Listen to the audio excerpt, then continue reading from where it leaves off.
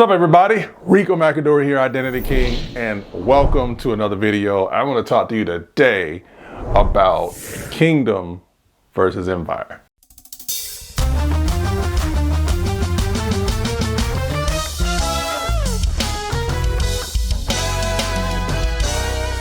I know I'm gonna get some feathers. I'm ruffling feathers. I know I may get some people that are like, you know what, man, now you're going a little bit too far. What's the difference? Well, I'm going to show you the difference. Stay tuned. Here we go. Now in a kingdom, we are in the kingdom of God, kings and priests. So in the kingdom of God, what I like about this concerning kings, we are kings of the greater king. Sisters, you are queens of the greater king. You're royalty. When you look at royalty, that's a step above average. That's not meaning that you look down on those who may be at the level below you, but it's calling you higher to a higher dimension of living, a higher dimension of thinking, right? So in a kingdom, when God created an area, he thought about you dominating the area. When you think about kingdom, that means you're over a king, you're a king over a domain.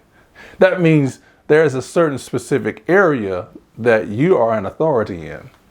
Now notice, the great Dr. Miles Monroe was saying this, that as a king, God, or really, when God thinks about kingdom or rulership, it was never meant for us to rule over another person. We're to rule territory. Now we may have people who we may supervise or may be in our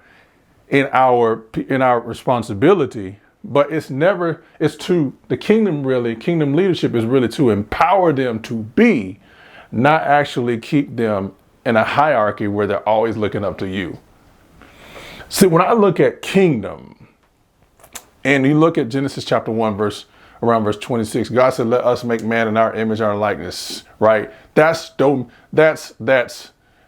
be fruitful, multiply, replenish, subdue.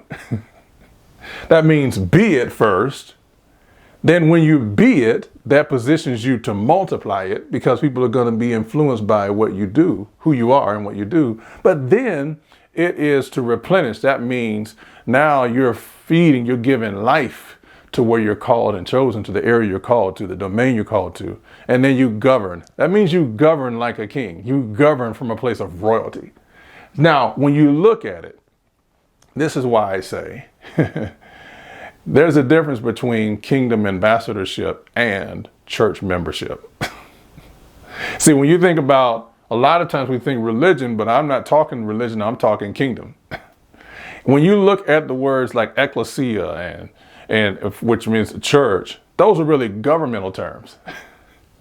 Ambassador, we are ambassadors. That means we have diplomatic immunity. Man, that sounds like a big word, but it's like powerful, because that means we've been sent as envoys. We are being positioned in areas representing or diplomats of the greater kingdom. Oh, I love that. I love that. So this is not just a religious fantasy. This is a kingdomality. Hey, if you like this content and want to learn tips on how to discover more of your identity, be the authority and dominate your space without compromising who you are, click subscribe. No, I didn't say reality, no, kingdomality. No, this here means that you have been given responsibility beyond your limited human capacity that you cannot do by yourself without him. You can only do this through him as a king or a queen in the kingdom.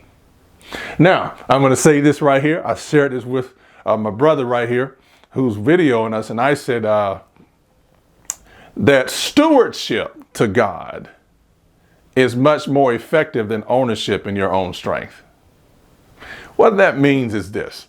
It says that you've got to depend on the greater king and his wisdom more than the understanding you've already built. See, you're looking at when you have a problem and a challenge that you're dealing with, or you're going to another dimension, another level, or in the case that we are in right now, we actually are in a time we've never dealt with before. Great change, great technology, but also at the same time, great shakeups are happening economically and in all the areas of life. But the only way to really thrive in the midst of great change is to go within. The only way to thrive is to really look at what's already there on the inside of you, not get caught up into the next fad or trend that you're looking at around you.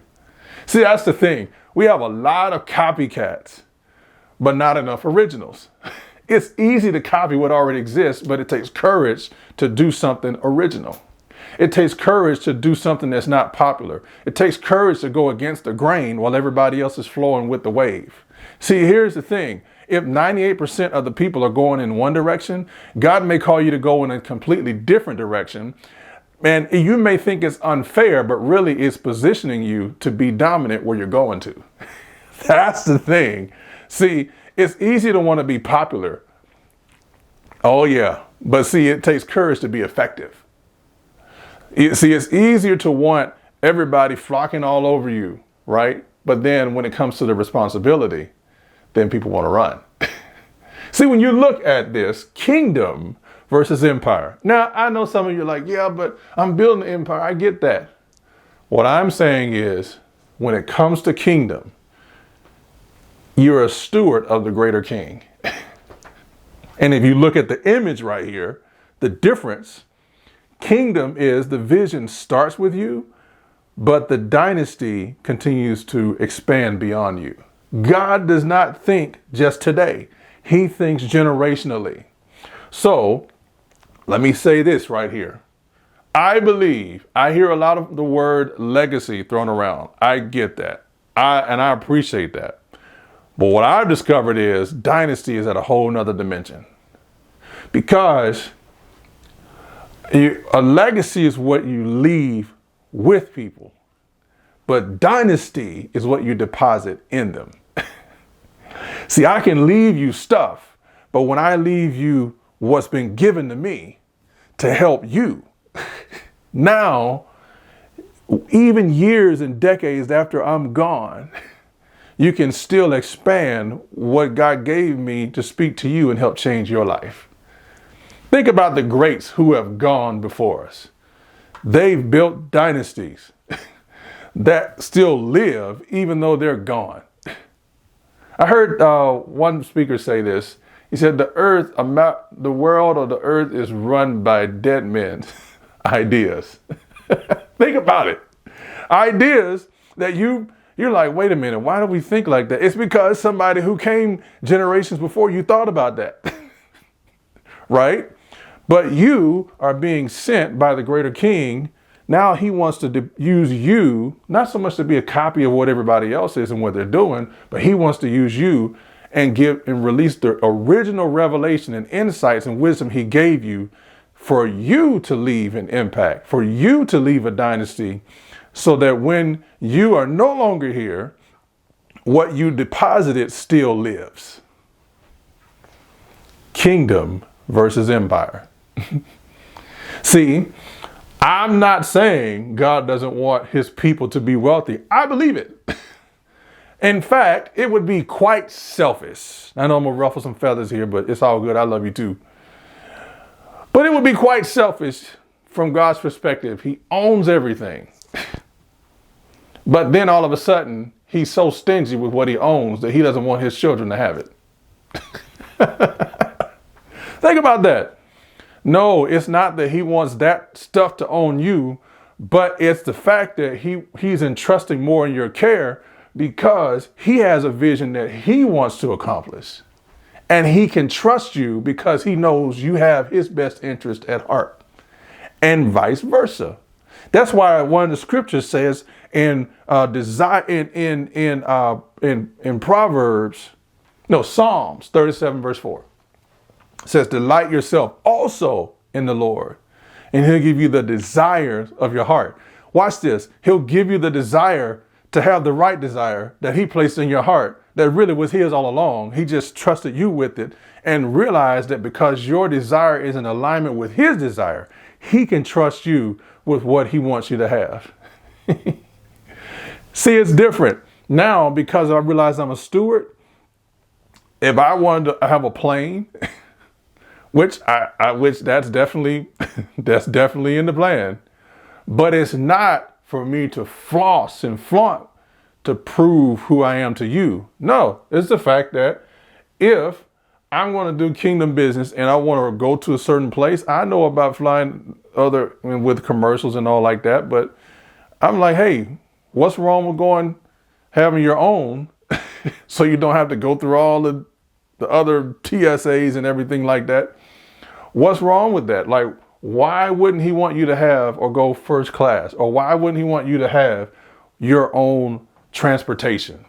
Now, there may be levels to this thing. There may be stages to it. Think about it. You may have to buy first class tickets before actually getting your own plane, right? That's a stepping stone, but it's a habit, because now you're realizing that as a king, look, you deserve to be in that. So if you don't value what's been entrusted to you by God, then why would you receive or walk in that? But it's not about you. But again, the kingdom is about him working through you to impact the people around you. Right? So I'm not putting anyone down. I'm just calling you up higher to a higher standard. Because as a king, as a queen in the kingdom, that's an esteemed honor. And really, to be transparent with you, with all this that's going on right now, people and systems of the world, leaders and all, they're trying to figure this change out. But really, it's the wisdom, and what really is needed is in the kingdom. Everybody else can try to figure it out. Man is trying so hard, but they'll never really get the full clarity. Or they may have an idea that there's economic shifts and things that need to change. But here's the thing. In the kingdom, you have revelation, because you have the great counselor, Holy Spirit, on the inside of you, guiding you to help you see what wisdom he's placed on the inside of you for this time we live in right now. And I'll say this here. We're living in an opportunity, or living in a time right now where it's great opportunity, but it's also, we're surrounded by a lot of gross darkness. And so it's calling upon, I believe it's really being set up for those leaders who have been in hiding, those who have been overlooked and undervalued. I believe this is the time God is elevating you and I, or you who have felt left out. This is the time that he's raising you up in his kingdom to really be a diplomat, to really be someone of influence in an area where darkness is, where you can shine the light and bring the kingdom there. He's positioning you in these areas because he wants to actually reach more people through you. It's always about people with him. So stewardship in the kingdom, you are responsible for the greater king's assignment. You're responsible for the greater king's people, and how you do and how you act really determines a lot. And so today I want to thank you for tuning in and watching this video. Like and subscribe, share your comments, how this was helpful to you. And I look forward to seeing you on the next video. Bye for now.